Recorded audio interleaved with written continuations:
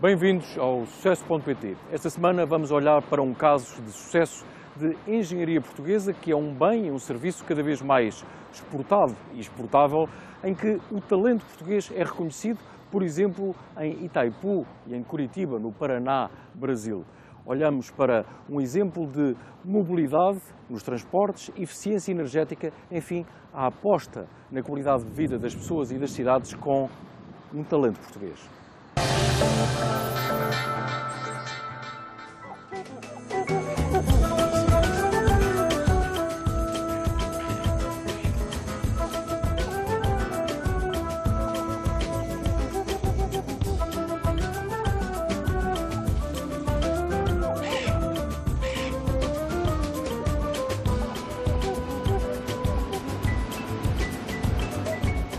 É a turbina da energia e da economia que não para.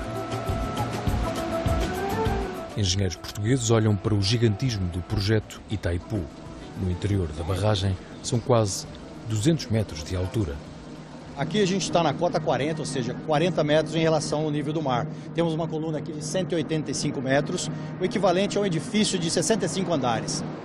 Aqui nós estamos na cota 225, a crista da barragem de Itaipu. Essa barragem tem 7,7 quilômetros de distância e 1.200 são de concreto, alvenaria.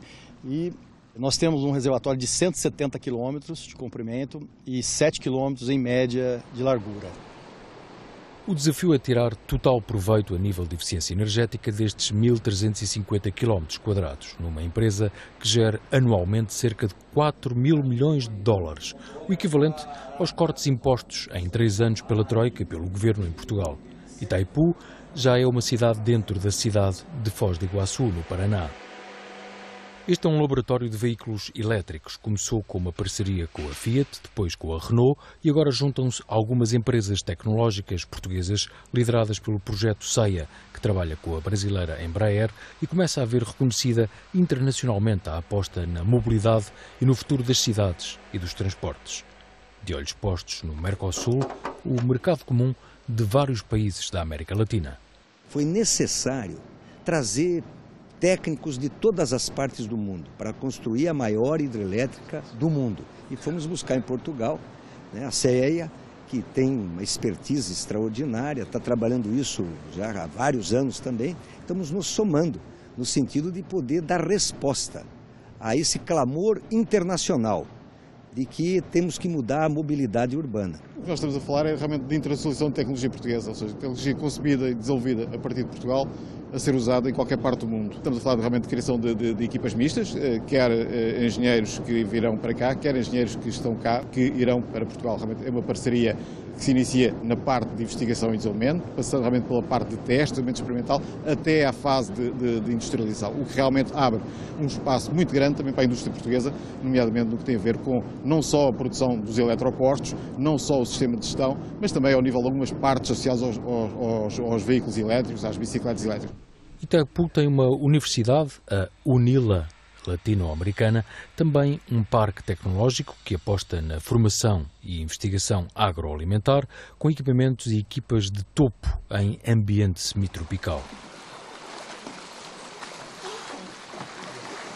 Uma barragem com alunos, muitos deles gente desfavorecida das comunidades vizinhas, que treinam canoagem em caiaques portugueses. E o Parque Natural, que é visitado por milhares de pessoas e sabem que Itaipu é mais do que a gigantesca barragem que já ultrapassou a chinesa Três Gargantas em produção energética.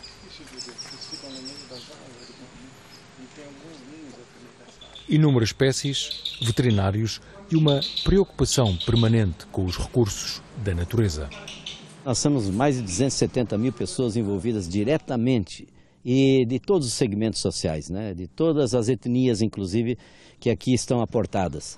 Mas o mais importante que o programa tem, por exemplo, umas ações bem concretas. Como é que recupera os passivos ambientais microbacia por microbacia, envolvendo as comunidades, tanto urbanas quanto rurais. Ao mesmo tempo, esse trabalho envolve, evidentemente, todos os outros segmentos, os pescadores, os catadores de lixo, as comunidades quilombolas de origem afrodescendentes, o trabalho, por exemplo, com a juventude, que é muito intenso, mas também um grande trabalho com as comunidades indígenas. Nós temos 3 comunidades indígenas, nenhuma delas temos um caso de subnutrição, em média estão com 6 filhos, todos com centro de nutrição, com centro de artesanato e com centro cultural, com a sua força étnica, com seu jeito de ser indígena, mas principalmente vivendo também esse sentido da sustentabilidade. São 14 mil megawatts que abastecem de eletricidade vários estados do Brasil e também o próprio Paraguai. É uma gestão conjunta, até mesmo na sala de despacho, em plena fronteira dos 2 países, assinalada por esta linha amarela. No caso do Paraguai, lo que produce la Itaipu es el 80% del consumo de energía eléctrica para el Paraguay y nuestro país el 99,99% de la energía eléctrica proviene de fuentes renovables como es la hidroeléctrica. Creemos que es un paso demasiado importante, pues estamos convencidos que la sinergia que se pueda crear con otros líderes mundiales en esta tecnología va a favorecer a no solo Paraguay, Brasil y Portugal, para el mundo entero. Brasil e Paraguai são países de língua diferente, são países de culturas diferentes, economias diferentes. No fim, construíram a maior hidrelétrica do planeta. O Paraguai é dono de 50%, o Brasil é dono de 50% dessa hidrelétrica. É administrada por brasileiros e paraguaios. Toda semana temos que estar permanentemente conversando e dialogando.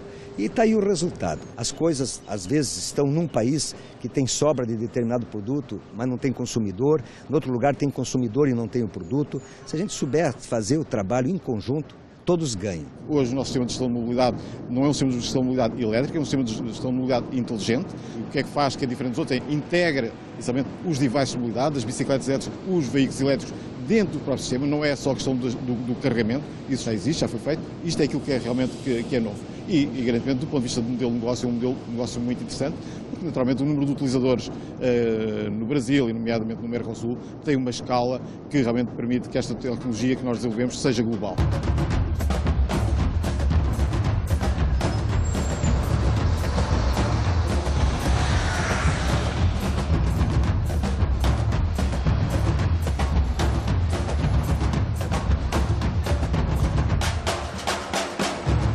Curitiba, uma cidade conhecida mundialmente pelo cuidado com o planeamento urbano, aposta na energia verde e na ligação à engenharia portuguesa. Com esses parceiros, a Itaipu, CEA e Renault-Nissan, nós temos a certeza de que faremos em Curitiba uma experiência que pode se tornar exemplo para o Brasil inteiro. Eu conhecia a experiência em Portugal, estive visitando a CEA, a partir desse momento, inclusive, que eu despertei, voltei a discutir aqui no Brasil com autoridades brasileiras, pois para a gente foi uma surpresa muito grande e nos mostrou o seguinte, poxa, está na hora, estamos prontos para fazer isso. E não tem nada muito complicado. As pessoas às vezes pensam numa rede de alimentação no veículo elétrico com uma estrutura de alimentação de um combustível líquido, com poste de combustível. Não, né? O veículo elétrico, onde você tem energia, é possível você colocar uma tomada elétrica dentro da sua casa, na rua, nos estacionamentos. Então, e Portugal tem isso. Nós temos um horizonte até 2020 para ampliar esses projetos.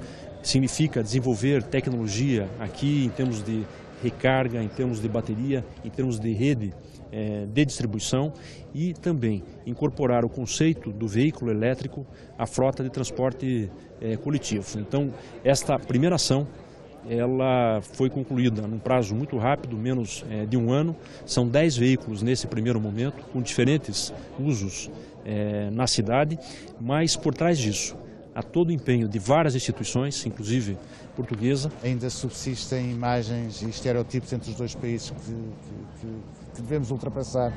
O Brasil, de certa forma, conhece mal Portugal e Portugal conhece mal o Brasil. Os dois países evoluíram muito nos últimos 20 anos e é, no fim de contas, isso que pretendemos mostrar aqui no Brasil.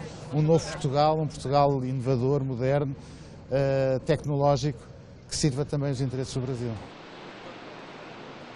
A barragem de Itaipu foi inaugurada em 1984. 2013 foi o melhor ano de sempre a produzir energia e dentro de 8 anos o investimento deverá estar pago. Temos muitos parceiros nacionais, internacionais, que a gente desenvolve isso. Agora nós temos essa parceria, temos parceria com a Renault, temos parceria com a Fiat, então nós não temos exclusividade com um parceiro, né? E nós temos parcerias com laboratórios técnicos e com empresas que são centros tecnológicos, que agora nós temos essa parceria já desde 2013 com o CEA. Nós não temos um modelo de negócio, o modelo a gente vai construindo conforme nós vamos desenvolvendo a tecnologia. A questão da dimensão é realmente muito interessante, porque temos um gigante, o maior produtor de energia do mundo, de base renovável, e uma empresa com uma dimensão muito menor do ponto de vista de recursos humanos, de capacidade em si, mas que tem a tecnologia que permite a Itaipu, às empresas que estão à volta de Itaipu, implementar a sua estratégia no que tem a ver com a mobilidade inteligente. O CEA não precisa nem de mais nem de menos daquilo que existe, precisa de que haja, se dê continuidade àquilo que se iniciou há 8 anos atrás, há 10 anos atrás. A filosofia deste projeto é mais do que o engenho do homem. Verde, V de valorização, E de ética, R de respeito pela diversidade, D de desenvolvimento sustentável, E de evolução inovadora. Ali bem perto há muita água a cair em turbilhão, um dos ex-libris do Brasil. As cataratas de Iguaçu são um hino à natureza.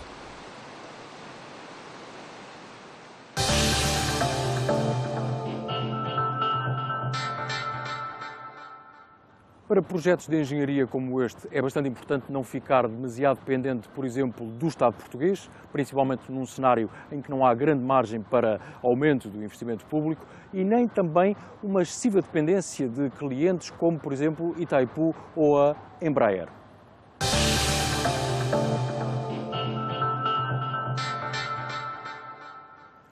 No caso do Brasil, existe possibilidade de continuar a crescer, por exemplo, para Brasília ou para o Rio de Janeiro, onde há oportunidades neste momento de fazer negócio até mesmo em favelas. Quanto a outras regiões ou mercados, eu diria que para a engenharia portuguesa o mundo é a nossa casa.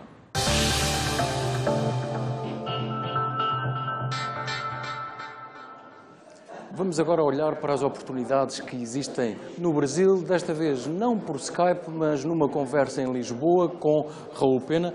Olá, como está? Gostava que identificasse neste momento algumas oportunidades de negócio e de investimento no Brasil e também do Brasil em relação a Portugal. Bom, do Brasil em relação a Portugal, eu penso que a área imobiliária é um momento extraordinário, porque os imóveis em Portugal têm um preço que está um preço relativamente bom para o brasileiro e essa área imobiliária pode ser que seja um interesse muito grande. O brasileiro às vezes procura os Estados Unidos e tudo. E no caso de alguns investimentos portugueses no Brasil, o mercado estará sobreaquecido neste momento? O empresariado brasileiro está um pouco ainda apreensivo, sem saber quem que vai ser o presidente. É um país imenso, cheio de oportunidades, e o empresário que tem esse sentimento aqui dentro vai que vai dar certo. O facto de falarmos a mesma língua não quer dizer que tudo corra bem. O que é que aconselharia um empresário português, por exemplo, a não fazer quando negocia com um brasileiro? Bom, o fato de falar a mesma língua é um espetáculo. Essa é uma maravilha, que é um acolhimento extraordinário. E o brasileiro, que é o bom brasileiro, diz aquilo que o Tancredo Neves disse aqui quando recebeu o doutor honoris causa aqui na Universidade de Coimbra. Portugal, pátria da minha pátria. Muito obrigado. Continuação de bons negócios. Obrigado.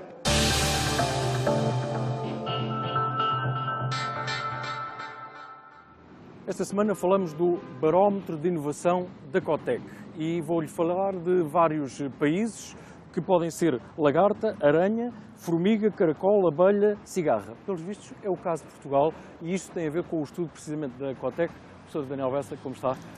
Muito bem. Esta conclusão de nós estarmos neste momento na 29ª posição em 52 países, há espaço para melhorar, naturalmente. Há espaço para melhorar, mas não é por isso que somos cigarra. Nós somos cigarra porque se formos a recursos e a condições, estamos melhor que a 29º. E se formos depois a resultados, estamos bastante pior. E, portanto, a cigarra é um bichinho que não prima particularmente pela prudência e pela eficiência canta muito, mas depois o trabalho tem que ser feito pelos outros. Ou seja, tem potencial, mas não está a conseguir atingir resultados, sim, é isso? E o potencial fica-nos caro, porque este potencial é investimento que está a ser feito digamos, no ensino, na formação dos jovens, por exemplo, na dotação de infraestruturas do país, nomeadamente a banda larga, por exemplo, que o país dispõe, mas depois, lá no final, isto é feito para que nós exportemos mais, tenhamos mais empregos, tenhamos empregos com melhores salários, empresas com melhores resultados, e isso é que aí não está tão bem. Professor, quando falamos também de futuro e de aspectos a melhorar, é importante apontarmos para estratégias, mas em comum, porque muitas vezes cai-se nesta ideia de ir cada um para o seu lado, ou não? Pois, até porque as estratégias, como o próprio nome indica, é qualquer coisa que deve ser continuado durante algum tempo. Eu acho que as estratégias precisam de ser avaliadas e quando não dão resultado muda-se. Mas não é na primeira curva, não é ao fim de 6 meses ou de um ano. Temos que discutir para ver o que é que vamos fazer e depois, enfim, tocar para diante, como se diz em bom português, durante um tempo suficientemente prolongado. Professor, muito obrigado e espero que continue a remar contra a maré na Cotec. Obrigado.